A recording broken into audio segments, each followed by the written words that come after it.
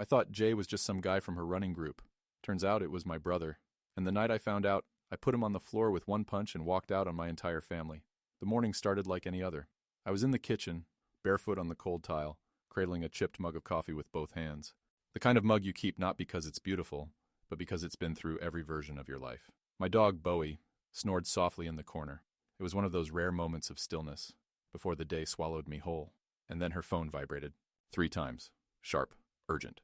I wouldn't have noticed it if it hadn't been face up on the counter right beside me. Something she never did. She guarded that phone like it was the damn nuclear codes. But there it was. Glowing. Message from Jay. No preview. Just the letter.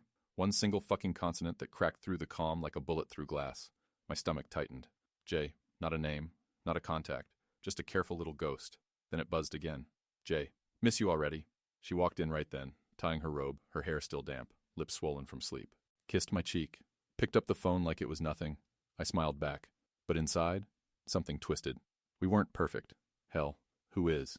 10 years in, there were cracks. We lost a pregnancy. Twice. I was working long hours. She was lonelier than she let on. But we still laughed. We still cooked. We still made plans. I thought we were tired, not broken. So when I first saw that message, Jay, I didn't leap to affair. No, that'd be too easy. It just sat there, whispering, quiet at first. The next morning over breakfast, I asked her, "Who's Jay?" She didn't flinch. "Oh, Jake, from the gym," said it like she was swatting a fly. "We're doing this group training thing for the 10K in October. I told you, remember?" Sure, Jake. She'd mentioned him. Friendly, fit, no red flags. Except now there were 1,000. She went back to her oatmeal. I went back to pretending I believed her. But her phone? It never left her hand again. 2 weeks later, she was in the shower. I was supposed to be asleep. I wasn't. Something had been gnawing at me for days, like a splinter under the skin. And there it was. Her phone. Unlocked. Jesus, I wish I could say I hesitated, that I agonized. But I didn't. I picked it up like it was mine. Like the truth was owed. The messages were right there. Waiting. Jay. Can't stop thinking about last night. Jay, I miss your laugh. Not his. Jay, let me know when he's gone. It was like swallowing glass. My vision blurred. My ears rang. I felt hollow. Like my entire fucking reality had been rewritten and no one told me. I heard the shower turn off. I set the phone down, walked back to bed, and laid there. Still.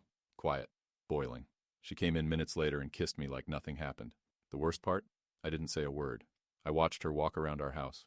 I watched her laugh. I watched her sleep. And I waited. I waited for her to say something. To flinch. To confess. She never did. The next weekend we went to my parents' place. Family barbecue, the usual noise. Kids, smoke, too many paper plates. And then I saw it. We were in the backyard. She was pouring lemonade when she looked up and saw him. My brother, Jason. Something in her face changed. Just for a second. It wasn't just surprise. It was fuck. Recognition, fear, guilt. And I knew. Jay wasn't Jake. It was Jason. I don't remember the drive home. Just the sound of her voice trying to make small talk while my hands shook on the steering wheel. That night I confronted her. She denied it. At first. Then cried, then screamed. Called me paranoid. Said I was losing my mind. Until I showed her the screenshots. Then she sat down. Didn't say a goddamn word. Didn't deny it. Didn't explain. Just stared at the floor like she was waiting for the house to collapse. And it fucking did. I hit the wall so hard I cracked the plaster. Yelled something. I don't even remember what. She tried to come close. I stepped back like she was poison. She whispered she didn't mean to hurt me. I asked her if he was worth more than I was. She didn't answer. I went to Jason's place 2 days later. He opened the door like he knew. Didn't even pretend. "It just happened, man," he said. "We didn't mean—" I punched him. Right in the mouth. He went down like the piece of shit he is. My mom begged me to forgive. My dad said, "He's your brother." I told them I didn't have one anymore. At the hearing, for the assault, they asked if I wanted to speak. I looked Jason in the eye. Said nothing. Not out of forgiveness. But because I knew my silence would haunt him harder than words ever could. That night I packed a bag, got in my car, drove until the gas light came on. I didn't leave a note. Didn't say goodbye. Didn't owe them a fucking thing. Not even forgiveness. And in that silence, I finally felt free. People think the worst part is catching them. Reading the messages. Seeing the look that confirms everything. It's not. The worst part is waking up the next morning and realizing the world didn't explode. No one pulled a fire alarm. The sky didn't fall. It's just Tuesday. The dishwasher still needs unloading. The dog still wants to go out. And your wife, who slept in the guest room, is still pretending like this is all fixable. We didn't talk. Not really. She made coffee. I made toast. She asked if I had any meetings. I said yes. My hands were shaking so hard I spilled jam on the counter and didn't even wipe it. I drove to work in silence. No music, no calls. just the steady hum of my car and the pounding in my chest. I sat in the parking lot for 20 minutes before walking in. Everyone acted normal. My assistant asked about next week's presentation. My boss cracked a joke about fantasy football. And I stood there thinking, my wife slept with my brother and I still have to answer emails about Q4 projections. That night, she tried to talk. She said it was a mistake. She said it wasn't serious. She said it only happened a few times. Like that was supposed to make it better. Like there was a number under which betrayal becomes manageable. I asked her why. She cried. She said she felt invisible, lonely, that I was always working, that I didn't see her anymore. And maybe that's true. But I didn't sleep with her sister. 3 days later, Jason showed up at our front door. My hands curled into fists the moment I saw his face. "Can we talk?" he said. I didn't answer, just stood there, blocking the door. "Look," he said, "it wasn't supposed to go that far. It started after Dad's heart attack. We were talking. Then it turned into, I hit him. I didn't plan it. Didn't think. Just swung." He stumbled back into the bushes, holding his jaw. "Stay the fuck away from my house," I said. He didn't argue, didn't swing back, didn't even look surprised. Just nodded like he expected it. The fallout came fast. My mother called in tears. My father asked what the hell was going on. I didn't answer either of them. And then came the dinner invite from my parents. "Just to talk," they said. "Family needs to stay together." I stared at the text for 5 minutes, then typed back 2 words. Not happening. I was done being the glue. Done being the one who swallowed shit for the sake of keeping the peace. That weekend I slept in a hotel. I needed air. I needed space. But mostly, I needed not to see her brushing her teeth in our bathroom like everything wasn't on fire. She texted me late that night. "Are you coming home?" I didn't answer, because I wasn't sure what home meant anymore. The next morning, I came back to pack a bag. She was in the kitchen, pretending to scroll through recipes like it was a Sunday in 2019. She didn't say anything. I didn't either. I went upstairs, grabbed a duffel, and filled it with the essentials. 1 week's worth of clothes, toothbrush, laptop. That was it. I didn't know where I was going yet, but I knew I couldn't sleep under that roof another night. When I came back down, she was waiting by the door. "Where are you going?" she asked. "Somewhere else," I said. "You don't get to ask." She stepped aside. Quiet. Like she knew she didn't have the right to stop me. I drove around for hours. No music, just tires on asphalt. I ended up at the park where my brother and I used to ride bikes as kids. I sat there, engine running, watching dads push strollers, teens kicking soccer balls, people living lives that weren't ruined. My phone buzzed. "Mom, we need to talk. Don't shut us out." Then, "Dad, he's your brother. Families fight. They heal. Come to dinner tonight." They still didn't get it. This wasn't a fight. This wasn't forgetting to show up for a birthday. He didn't borrow my jacket. He took my wife. I didn't go to dinner. Instead, I drove to the edge of town and booked a room under a name I hadn't used since college. I needed space where no one could knock, where I didn't have to answer for anything. I showered, lay on the bed, stared at the ceiling fan spinning in slow circles. My mind ran faster than it ever had. That night, I dreamt of our wedding. Not the vows, not the first dance, but her laugh, the way she looked at me like I was the only man in the room. I woke up with that look burned into my brain, now recast in betrayal. I didn't cry. I just sat there, numb, thinking, how do you ever believe anything again? The next day, her name popped up on my phone. "Can we talk?" I didn't reply. Then she called. I let it ring. Then she texted. "It's important." I stared at it, and something inside me cracked. Not open, not soft, just cracked. So I picked up the phone and I said, "You've got 5 minutes. That's it." She started with, "I'm sorry." I cut her off. "Don't. Just say what you need to say." She said she was ending it with Jason. She said she wanted to fix things. She said we were worth saving. And I said, "You ended it when you lied in my bed and texted him while I was asleep." There was silence. Not the awkward kind. The heavy kind. The kind that comes when a chapter finishes. "I didn't mean to destroy everything," she whispered. And I said, "But you did." Then I hung up. No goodbye. No pause. Just ended it. Because sometimes the only way forward is to stop answering the past. 3 days after I hung up on her, my dad showed up at the motel. Didn't call first. Didn't knock gently. Just banged on the door like it was his house. "Open up," he said. "I know you're in there." I almost didn't. But I did. He looked older than I remembered. Like the last week aged him 10 years. "Can we talk?" he said. I didn't move. He took that as a yes. He walked in, sat down on the edge of the bed like this was some kind of father-son moment. I stayed standing. "She told us everything," he said. "Your mother's wrecked. I don't know what to say." "Then don't," I said. "You didn't come here for me. You came here to save your golden boy." He didn't deny it. Just sighed and rubbed his temples. "Jason made a mistake." I laughed. Actually laughed. It came out cold. "A mistake is spilling coffee. This was a fucking demolition."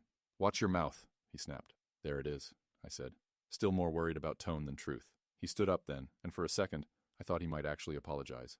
But no. He's your brother. You don't throw blood away. I looked him dead in the eye. He threw it away first. That night she emailed me. No texting this time. Just a quiet, desperate subject line. Please read. Inside, a wall of text. Pages, basically. She talked about guilt, about therapy, about childhood wounds and disconnection, about how she never stopped loving me, even while she was doing the thing that would make me never love her again. It was full of apologies, but not once did she say why it was him. Not some stranger, not a coworker, him. And that's the part that's still stuck in my throat. A week later, I filed for separation. No warning, no discussion, just paperwork. She didn't respond. Not at first, but Jason did. He showed up at my job. I was walking out to my car and there he was, leaning against it like this was some high school drama. You gonna keep avoiding me? He asked. I didn't answer. Come on, man. You really think I meant to hurt you? I stepped right up to him. You think that matters? He held up his hands. Look, I'm not the enemy here. I nodded slowly. Then I said, then why does it feel like I'm the only one bleeding? I got in my car, drove off, didn't look back. But his words stuck with me longer than I wanted to admit. Because for a split second, just one, I wondered if maybe I wasn't the only one bleeding. And I hated that thought, because that meant he still had a piece of me. After filing, things moved fast. She didn't contest the separation, which somehow made it worse. Like she'd already let go. Like she'd rehearsed this. My lawyer said it was clean, civil even. No kids. No assets to fight over. Just names on paper and years evaporating into ink. But my family didn't let go. The texts came daily. My mother, my aunt, even cousins I hadn't spoken to in years. He's your brother. She's sorry. Don't throw it all away. As if I was the one who cracked it open. As if I hadn't been the one dragging this family forward for years while Jason coasted on charm and excuses. I ignored them all, until my mom showed up. She came to the motel around sunset. Knocked twice. Softly this time. I opened the door. She didn't wait for an invite. Just stepped in like it was her right. Sit, she said. Her tone was clipped. Rehearsed. Like she'd practiced in the car. I didn't move. She didn't care. Do you remember when you were 8 and Jason broke your bike? You cried all day. Your dad yelled at him. He felt awful. But the next morning, you let him ride yours. I blinked at her. That's your argument? It's family, she said, arms folded. You don't walk away from family. Jason didn't break my bike, I said. He fucked my wife. She flinched, like I'd slapped her. But I didn't stop. You're trying to wrap this in nostalgia and brotherly love, but this isn't some childhood scuffle. This was betrayal. Cold, calculated, and repeated. He's hurting too, she whispered. I stared at her, stunned. He's hurting? She stepped closer. He's your brother. I'm begging you. Please don't destroy this family. I laughed once, sharp. I didn't destroy anything. I just stopped pretending it wasn't already broken. She left without another word. Later that night, I got a voicemail from Jason. I didn't listen to it. Just watched the seconds tick by on the screen. 31 seconds of whatever he thought he had to say, then deleted it. And that's when I realized something. They weren't reaching out to make amends. They were trying to pull me back into silence, back into keeping the peace, back into swallowing what they didn't want to face. But I was done. The old me, the one who kept things together, smiled through his own bruises, made excuses for everyone else's chaos. That version didn't live here anymore, and I wasn't going back. I moved out of the motel the next morning, found a short-term rental, small place above a garage on the edge of town. Nothing fancy, just clean sheets, a working lock, and a door no one had a key to but me. First time in weeks, I didn't feel like I was being watched, judged, or ambushed by someone with a heartfelt speech and an agenda. I started sleeping through the night again, started cooking real food, started reading books I hadn't touched in years. It wasn't peace exactly, but it was quiet, and quiet for the first time in a long time felt like healing. 2 weeks in, Maya reached out. Yeah, Maya, my niece, Jason's daughter. 16, smart as hell, sharper than either of her parents. She sent me a message. Uncle, I know you probably don't want to hear from anyone right now, but I just want you to know, I'm not mad at you. I miss you, and I still want you in my life. That one broke me a little, because she was the one person I didn't blame for any of it. The one who didn't ask me to understand.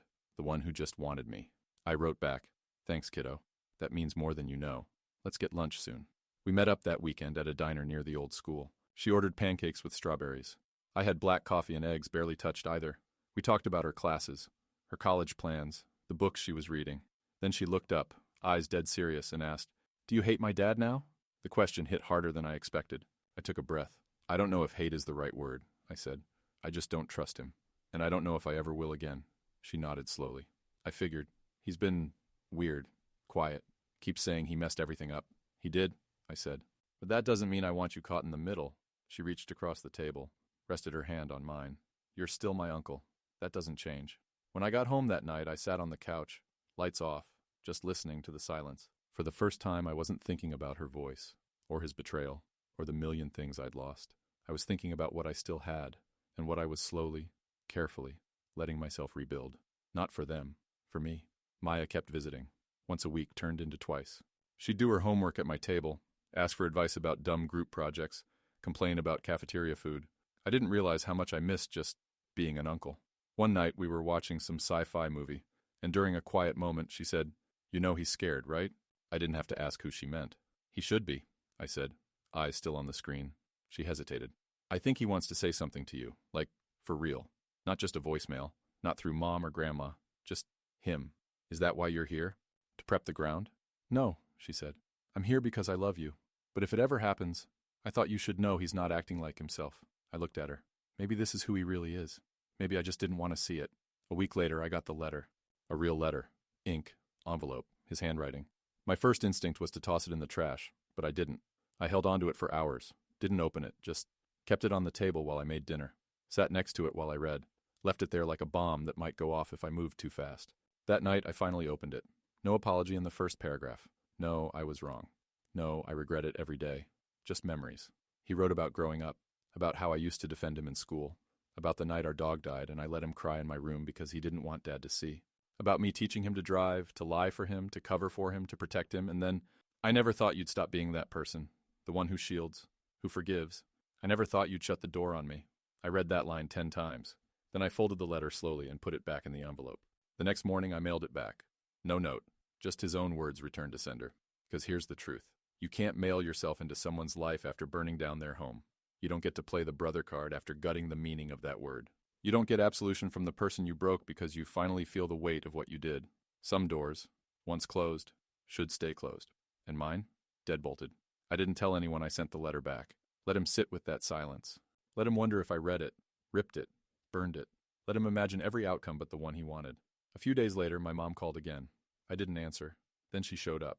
I opened the door halfway, didn't invite her in. She looked tired, not just older, exhausted, like the weight of pretending had finally landed on her shoulders. "I know what you did with the letter," she said. "Do you?" "I know he cried when he got it back." I didn't respond. "You don't have to forgive him," she said. "But I need you to know, this family's falling apart." "It fell apart when he made his choice," I said. "Everything after that was rubble." Her eyes welled up. "I just want my sons back." "You want what's convenient," I said, "not what's honest."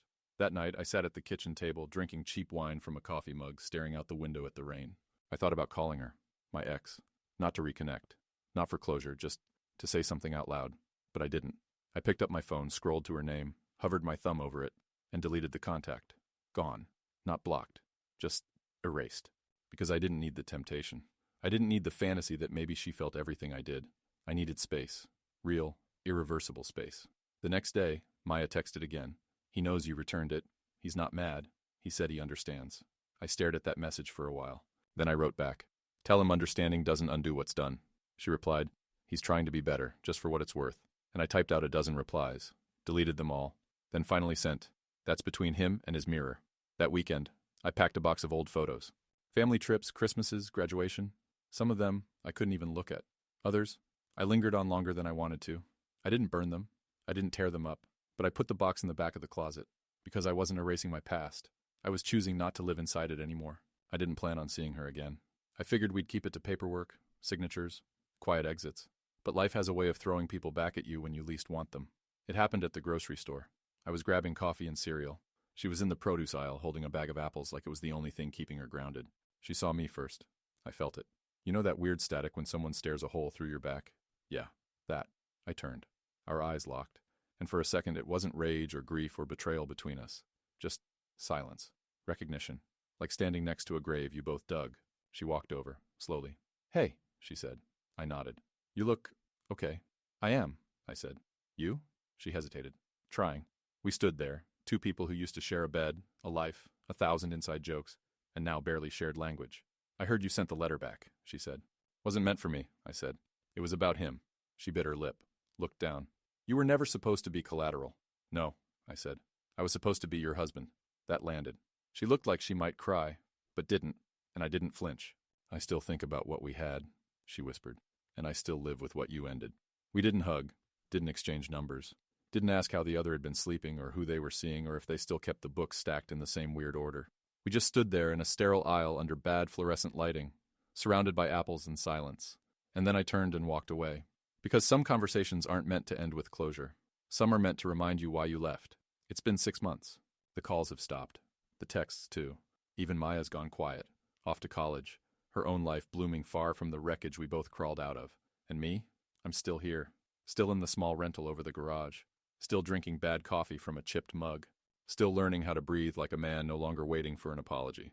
I see Jason's name sometimes, on social media, in a comment, a photo, always smiling. Always surrounded by people who either forgot or never cared what he did. He's rebuilding. So am I. Only mine doesn't look like parties and posts.